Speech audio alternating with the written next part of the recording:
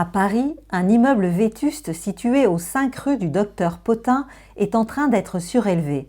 Aux commandes, l'atelier parisien de surélévation. Cette société indépendante créée en 2015 orchestre et coordonne l'ensemble des travaux. Le chantier a commencé mi-novembre, nous sommes fin février. La structure hors eau, hors air est finalisée. Nous attaquons les finitions dans 2 semaines. Et le projet devrait se terminer en août avec la vente des lots en septembre. Un projet de surélévation, c'est en effet une succession de grandes étapes. Quelles sont-elles? Il y a 7 étapes majeures pour une surélévation. La première étape est de vérifier la faisabilité administrative d'un projet. Peut-il être réalisé? Est-il acceptable dans les normes du plan local d'urbanisme local? La deuxième étape, c'est le vote en assemblée générale qui acquiert l'aval des copropriétaires, qui donne le mandat de signer une promesse de vente. La promesse de vente étant la troisième étape.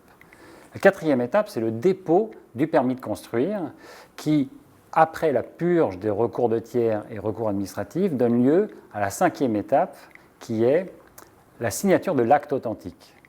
Ensuite, nous attaquons la construction en propre, avec 2 phases distinctes. Le gros œuvre d'un côté qui nous permet d'avoir hors eau, hors air, c'est-à-dire un toit et des murs. Et la deuxième phase, c'est le second œuvre qui permet de finaliser l'intérieur du bâti. Et la dernière étape étant la vente des nouveaux lots construits. Est-il facile de convaincre une copropriété? Les propriétaires savent qu'une réunion d'assemblée générale peut être complexe. Certaines personnes ont des craintes. Il faut savoir effectivement qu'un logement, c'est là régulièrement le seul bien que les copropriétaires aient. Donc il faut adresser des craintes légitimes sur est-ce qu'on va apporter de la valeur à leurs biens ou est-ce que nous allons détériorer leurs biens, ce qui n'est évidemment pas le cas. Avez-vous besoin de l'accord de tous les copropriétaires? En fonction des configurations, nous devons avoir au minimum 50% des tantièmes, l'article 25.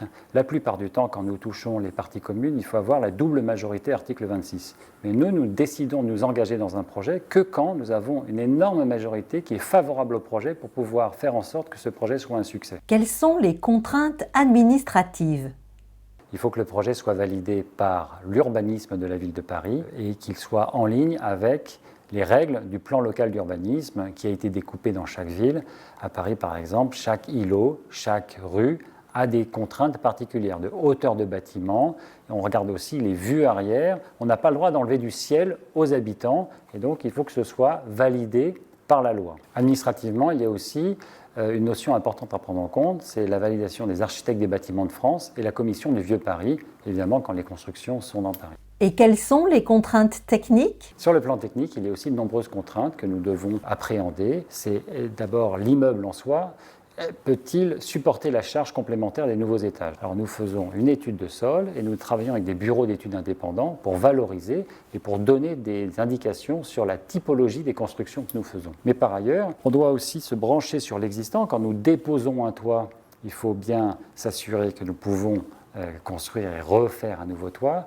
Nous regardons la descente des fluides, c'est-à-dire les parties humides doivent être au-dessus d'autres parties humides des bâtiments du dessous. Nous travaillons sur la descente des charges et puis aussi des choses très très simples comme l'accessibilité. Est-ce que nous pouvons bloquer la rue? Est-ce qu'il y a, les autorités vont valider le projet dans son ensemble? Ce sont des choses que nous vérifions avant de se lancer dans un projet. En quoi la surélévation est-elle une démarche vertueuse sur le plan écologique? Et quels aspects auront les appartements construits sur le toit du 5 rue du Docteur Potain? Rendez-vous pour le savoir dans nos prochains épisodes. À bientôt!